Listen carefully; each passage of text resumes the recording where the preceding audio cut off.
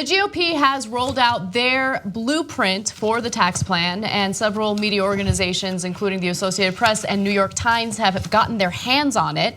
Now, before we get into the details that we do know, let me just be clear about the fact that there are many details that we don't know. For instance, with these massive tax cuts, how does the GOP intend to make up for that lost revenue? Essentially, who ends up paying? That's unclear, and essentially they're saying, well, I mean, we're just gonna let the tax people figure this out, and it's a little crazy. But just to give you an idea, those who earn the least, who pay about 10% in federal taxes, would end up paying 12% under this plan. So taxes actually do increase for the lowest earners. Now, let me give you some more details. The plan would collapse the number of individual tax brackets from 7 to 3 with rates of 12%, 25%, and 35%. So again, those on the lower end of these tax brackets, those who pay 10% in federal taxes would end up paying 12%. But the GOP is saying, well, I mean, we're going to increase the amount that people can deduct, so that'll make up for it. The standard deduction would nearly double to $12,000 for individuals and $24,000 for married couples. Doing so is designed to increase the number of people who end up in a 0% bracket. Personal exemptions are being eliminated and consolidated into the bigger standard deduction. Also calls for an increase in the size of the child tax credit and provides a $500 credit to help people who care for those who aren't their dependents. So people who aren't their children, for instance.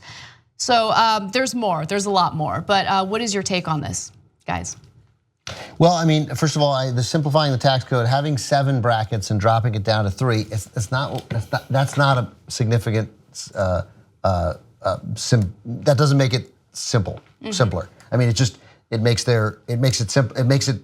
gives them the right to cut more taxes for more people. That's all. I mean, it doesn't matter what the other brackets are. You figure out what one you're in. There could be 38. You just find the one you're in, and that's that. Yeah. So they're pretending that and they're going to drive home the simplicity of it. But the fact is, the tax code is not going to get simpler, and it will still be the richest people will still end up paying far less. And I suspect on the deductions, they're probably right that raising it from 10 to 12 for those at the very bottom won't do anything because they're going to zero out anyway, and they are claiming that more people will be in the 0% tax bracket.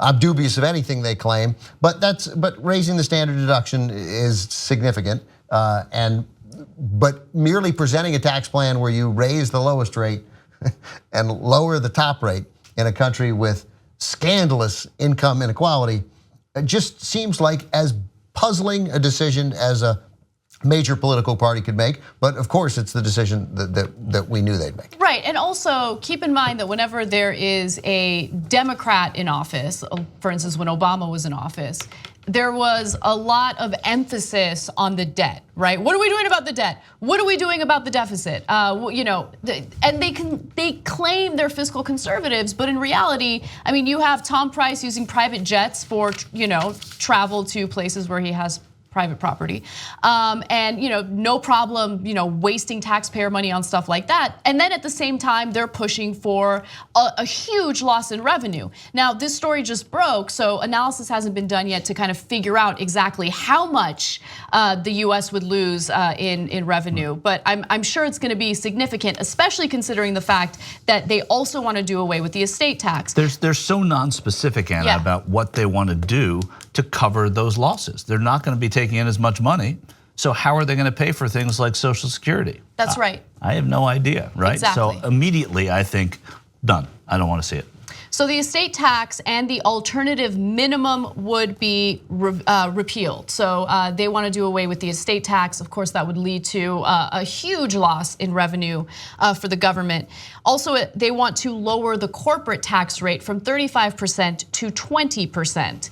Now, look, I would actually be maybe okay with that, or I would at least be a little more receptive to that if they actually do away with the loopholes that these corporations have been using. So in some cases, some of the largest, most profitable corporations don't pay anything in federal taxes.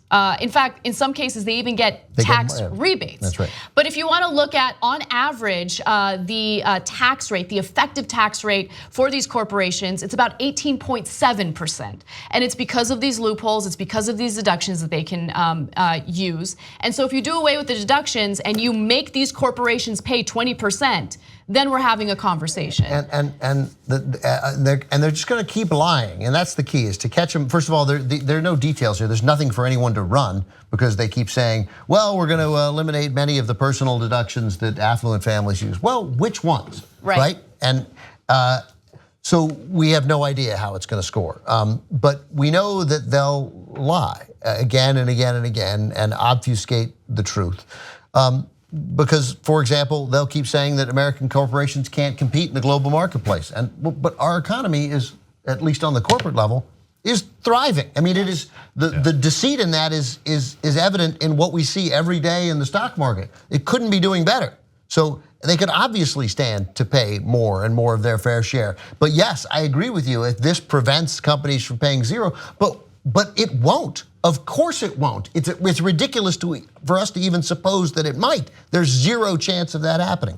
Right, and just to be clear about one other component of what we're talking about, the argument is that if we just lower the corporate tax rate, then these corporations will develop new jobs, and that will help the middle class. It's part of this whole notion of trickle-down economics. Never worked. But it does not work, and we have so many case studies to prove that. Back in January, The Intercept did a really great job profiling several big corporations, Cisco, GE. What do they do with the tax breaks? What do they do with that extra money?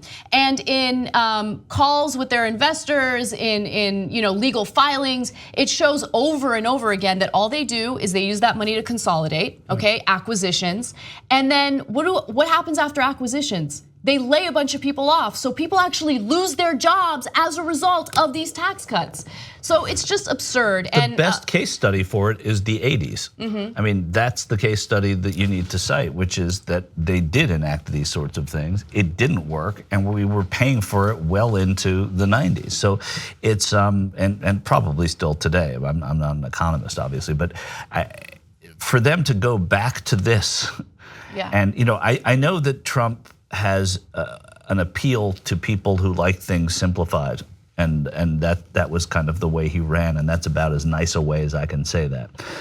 This will look simpler to people. It will look simpler to somebody who says, oh, I'm paying X% when I was paying X% before.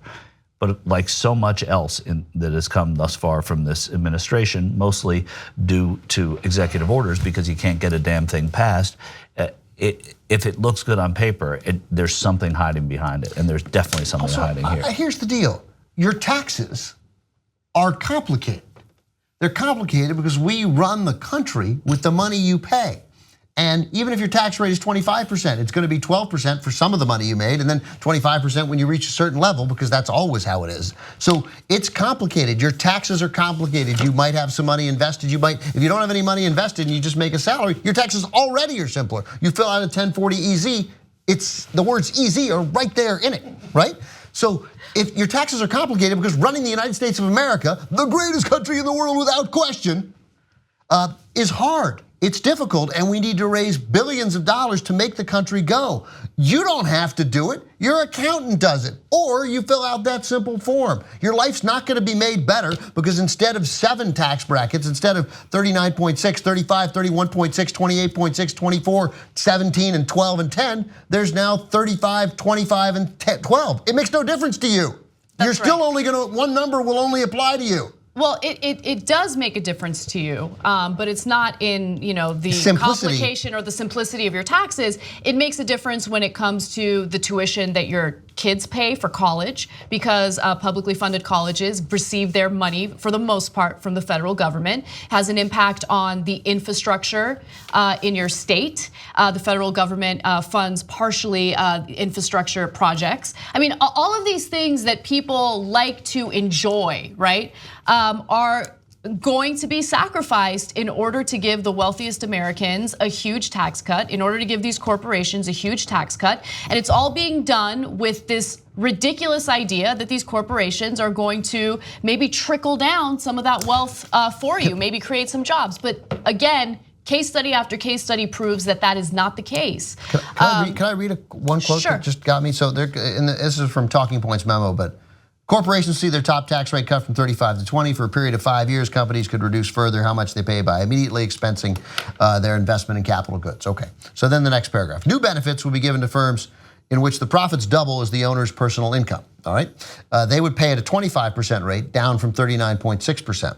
This creates a possible loophole for rich investors, lawyers, doctors, and others, but administration officials say they will design measures to prevent any abuses. But they don't talk about what those measures might be, And right? and also, I'm telling you, they won't. Right. Paul Ryan won't. They won't. They don't. They're not concerned about that.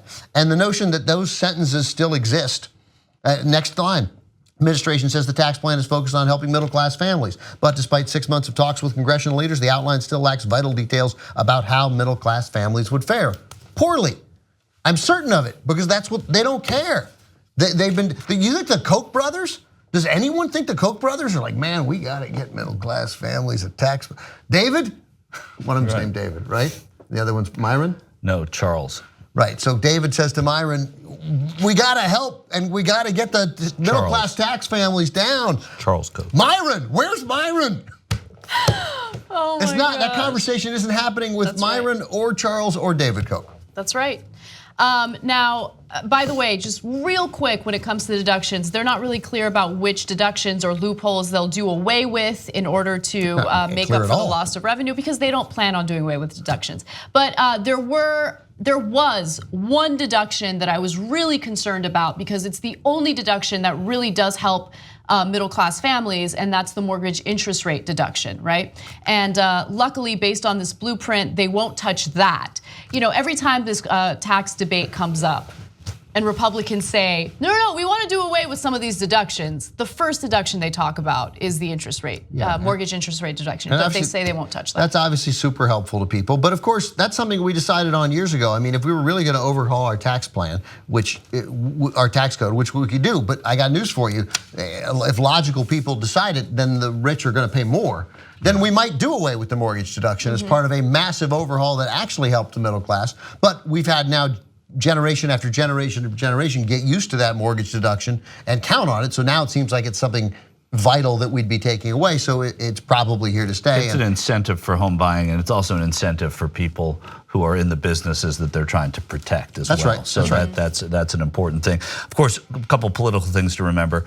None of this can happen until there's a budget passed, and until some of the most extreme right-wing conservative members of the House hear what's in this. They're not going to vote on it. They won't approve a budget until they know exactly what's in this, because they want this to be even more harsh than it is on paper now. Because they want the government to run out of money. They want us to not have enough money.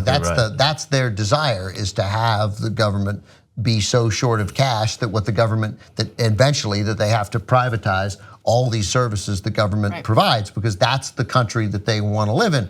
To some extent, I admire them because they're the few who are honest about that. Right. Right. I mean, there are a number of them. Mark Meadows. I mean, there are a number of them who are that frank about it. I totally disagree with it. I think it's heartless, foolish, and un-American, and certainly not Christian, which I am not, but they claim to be, but they do say it, and it wouldn't work. That's the other part of it. It wouldn't work, and also the other politically interesting story is that the only person who's happier than anybody, but the person who's happiest about this is Mitch McConnell, because it's now over in the House, and he gets to step away from what has been a horrible, horrible run for him, and now begins what I imagine will be a bad run for Paul Ryan. It'll be interesting to see photos finally of a happy, joyful Mitch McConnell. Right, of course. Because he'll look like this, as opposed to this. And I think you can see the difference. Right. If you like the Young Turks, you'll love Young Turks membership. TYTnetwork.com/join.